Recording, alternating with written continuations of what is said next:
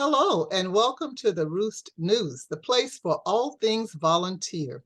I am Lillian Lee, co-lead for the Roost News, and we're starting our 2023 series.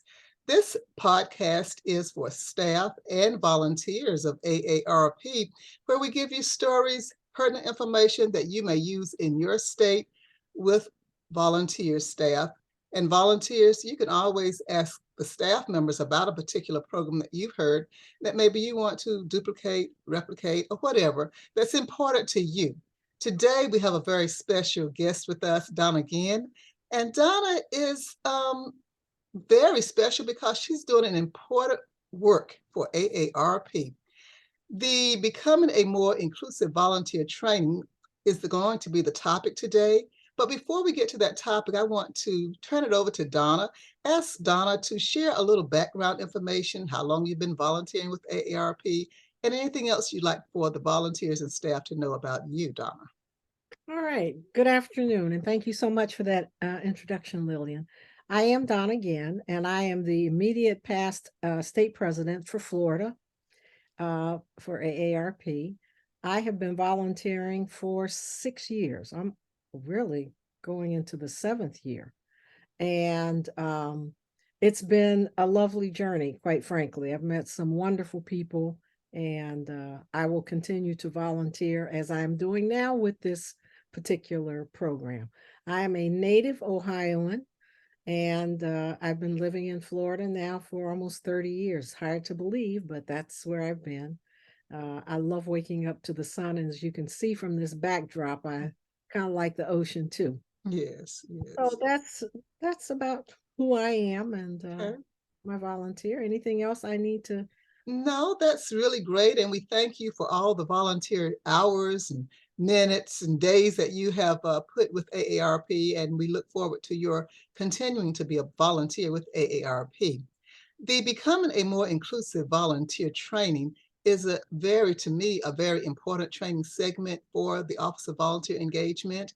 Mhm. How did that training come about? What was the thought process behind developing that program? Well, of course, we've been doing diversity and inclusion work for years, and we just believed it was time that we extend that to the volunteers. And it is truly important because we are now in states that are really diverse, and our volunteer base is diverse. And we want people to be able to communicate with one another across gender interfaces and also across cultural, ethnic, racial interfaces. So, um, the Office of Volunteer Engagement with Kathy Kynes and found a person who put together the original program with AARP input. And then we did everything that you're supposed to do when you create a new training program. We piloted it, gave feedback back and forth until we reached the kind of a training session that we believed was appropriate for our volunteers and staff for that matter. Well, that sounds great. Yes, I'm a member of the Executive Council for North Carolina, and we did pilot the initial session for Mhm. the Becoming an Inclusive Volunteer. Right. So, with that in mind, we know the backdrop and why AARP decided to do this. If someone is interested, or if a volunteer is interested in participating in this training, would they need to go through their state office or the state office leadership team, the executive council? What would be the avenue for a volunteer to receive this type of training? Well, I would go to the state office and ask when can we do this, because typically that person or an associate state director, but I think we've worked mostly with state directors, have been the ones who have said, okay, this is available to you, sign up and let's get signed up. And once we do that, they say they want to this date, and we try to accommodate their date, so we can do the beginning of the training. Now, I think it's important to say at this point that people don't, there are 5 sessions, and people don't have to go through all 5 sessions, but we are strongly encouraging people, please sign up. I mean, we want everybody in the United States to go through this training. It really is a quite nice training, very straightforward, gives people an opportunity to talk. We create a safe space for them to give their point of view without judgment. It is just, this is what it is. And people have questions, and we want to make space for people to get their questions answered. Wonderful. And that sort of leads into my next question and answers part of it too. So if I participate in the training after my last session or after I've completed the sessions that I'm interested in participating, what am I going to get out of this? Why should I participate in this type of training? You should participate because it gives you a skill base. It does two things. It gives you a new level of awareness, and it gives you a skill base for being able to include the people in whatever AARP configuration you're volunteering in. If you see somebody who's not really participating, you can go up to them and you feel more comfortable saying, you know, I noticed you're sitting back a little bit. Come over here and sit by me and let's talk.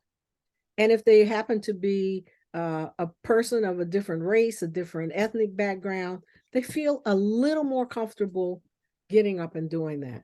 And we really try to account for people's differences, individual differences, in terms of whether I'm an extrovert or whether I'm really kind of a laid back introvert.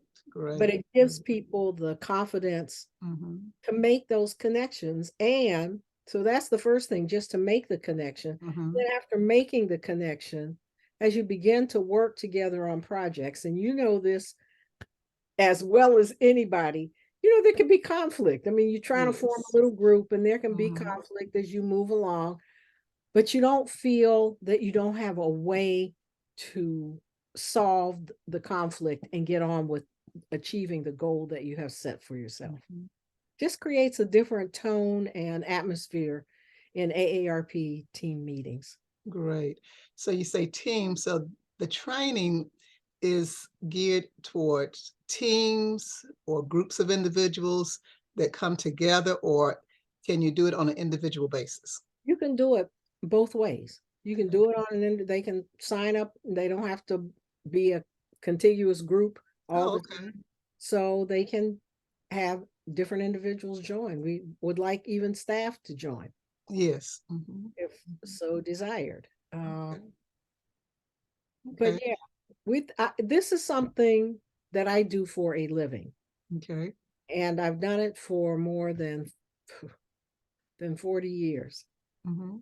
And I continue to do it because I believe it is so critical that we are able to interact with one another in ways that empower us and elevate us to do whatever it is we want to do together. Right. Wonderful. So wonderful. Well, Donna, I know that there are 5 sessions in the program, and then there's another or a separate component with videos. Do you want to first talk about the 5 training sessions? Sure. The first session is, and they're all 90-minute sessions. Okay. And the first one is just an overview that touches a bit on each one of the upcoming sessions, teasers, if you will, to allow you to think, oh, right, I want to come to this next session on unconscious bias. And what does unconscious bias really mean? And how does it play out day to day? How does it play out with me? And so that's where I get my first increased awareness. I might have some unconscious bias around whatever. But that's the second session. The third session is increasing volunteer trust. When we're doing this kind of work, diversity and equity work, trust is a really important issue. I mean, it is like the bottom of which everything else is built on. If I trust you, I can interact with you. I don't feel like you're going to judge me or put me down or anything that feels bad. So we're trying to, in that session, help people, give them a set of skills to increase trust across differences. The third one, and it's a term that a lot of people don't understand, but in the last, particularly maybe 4 years. It's a term that has entered the diversity lexicon, Mhm. mostly from the young people, interestingly. Mhm. But it's called understanding microaggressions. And Okay. that's that point where we start talking about people and making comments that we don't think are aggressive comments. They're just little things, Mhm. but they really, people receive them as Okay. an aggression, and it makes them step back. And we don't want to do anything that makes people step back. We try and keep Right. on common ground and moving forward to get things done. Mhm. And then the final session is called Defending People with Constructive Feedback. And that session is all about how do you take care of a volunteer? If you see somebody committing a microaggression or saying something completely off kilter that's Mhm. racially motivated, gender motivated, then you can give that person feedback. So we're teaching in this particular one a set of skills that allows people to give constructive feedback. So that's it. That's the whole program. Wow, And great. So from the trainings that you've had thus far, what type of feedback are you receiving from the participants? they're receiving it very well. They like it. And we are really excited when they come back to us and say, yes, everybody liked it, and we Mhm. want to do some more. Okay. Um, and of course we accommodate them wanting to do some more. So Yes, what yes. we're really trying to do overall is to get everyone in an AARP configuration anywhere in the United States to come and go through this course. And we believe that Mhm. when we do that, we help create a different kind of a culture, and it makes AARP volunteering much, much, much better. Not that Great, it isn't good now, great. but when Wow, you add that component to it, it really, really and truly, it does. It gives people something to think it about. really does. Yes. So on the other side of that, I know because just from my experience with the first session, it was a very, very beneficial session, uh, a lot of food for thought. And so suppose, or have you had anyone to give you feedback of they don't see the benefit of it, and you had to explain to them a little more as to why it is beneficial to go through this program? No, I have not. Great, I have great. not heard that, and I think people have the option. They're not forced to go through this. Mhm. This is like when you volunteer for AARP, if you want Yes, to do it, you can do it. If you don't want to do it, okay, that's your choice. We encourage you to do it because yes. we believe that it is important Mhm. in terms of the total volunteer base. But no, no one has said, and we Excellent. haven't had any in the sessions that I have done. Mhm. As I've heard other people report back when we have our big team meeting of the all of the leaders, Yes.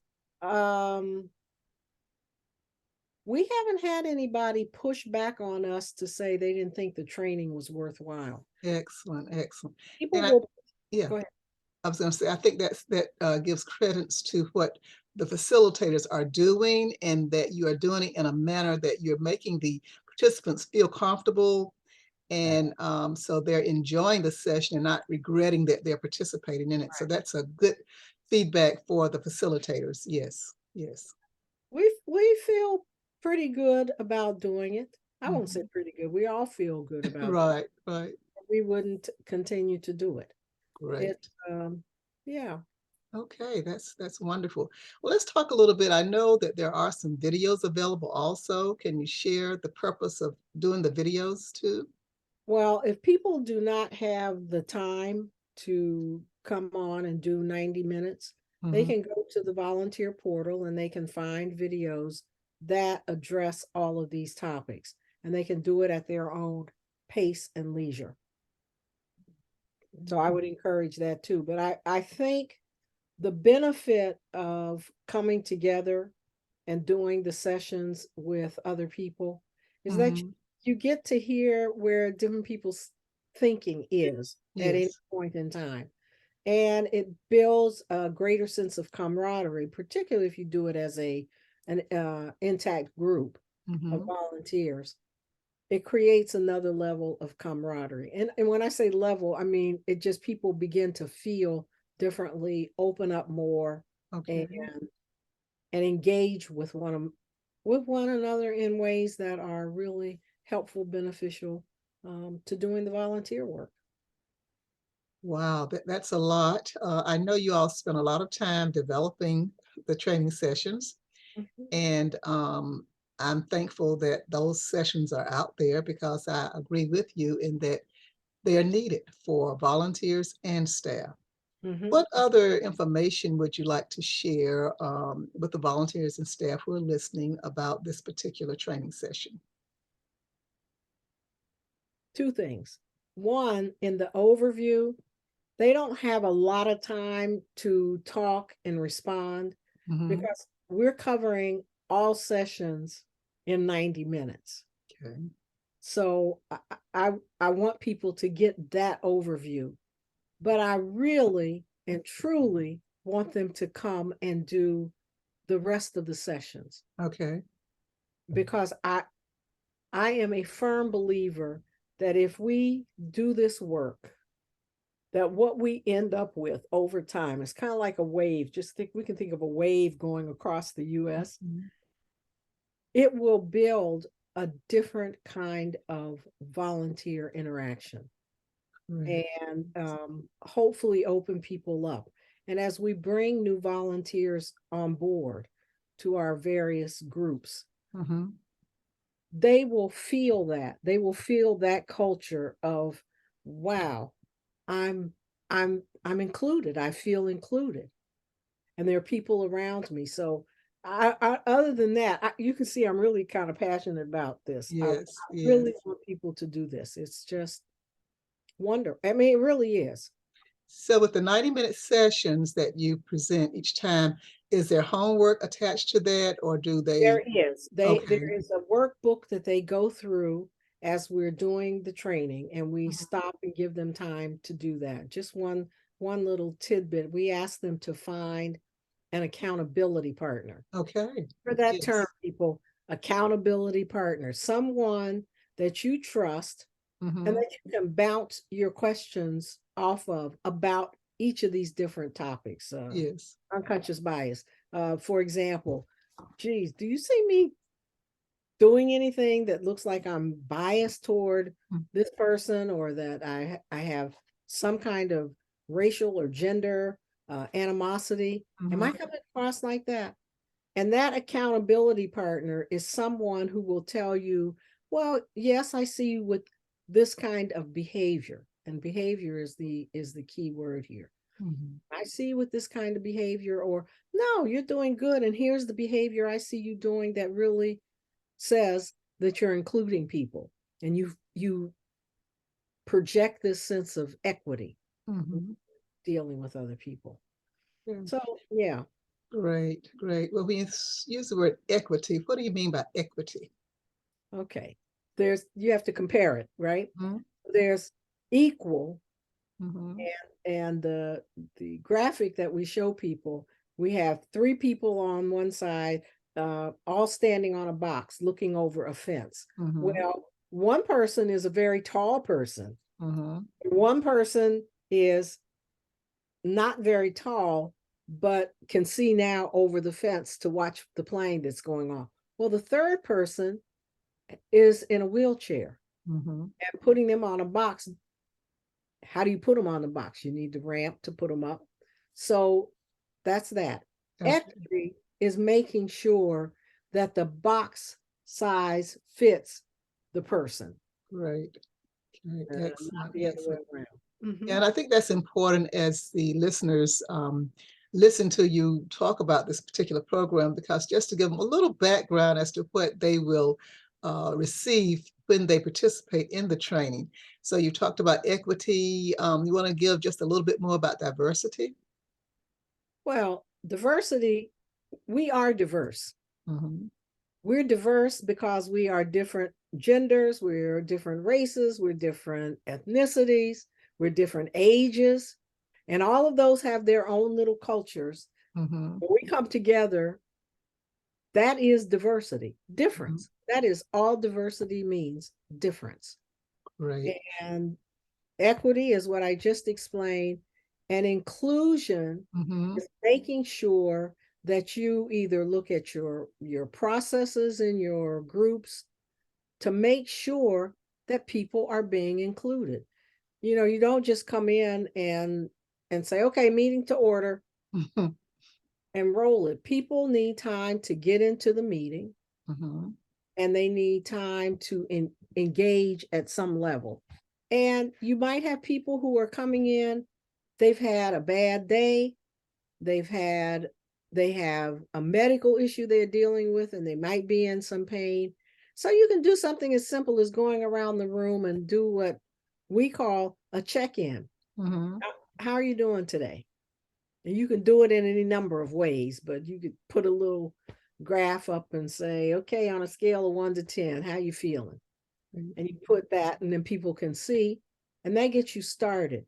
And the nice thing about doing something like that and starting a meeting is that people come in and you can address whatever is going on with them. And if you're the team leader, yeah, you'll facilitate the meeting a little differently, maybe depending on where people are.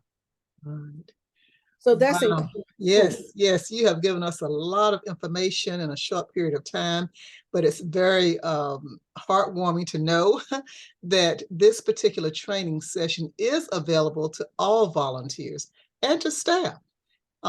And the one thing that she pointed out that maybe was not known is that you can do it on an individual basis, because when I first heard about the program and went through the training, we were thinking that it was to be a team effort, like a leadership team, executive council team.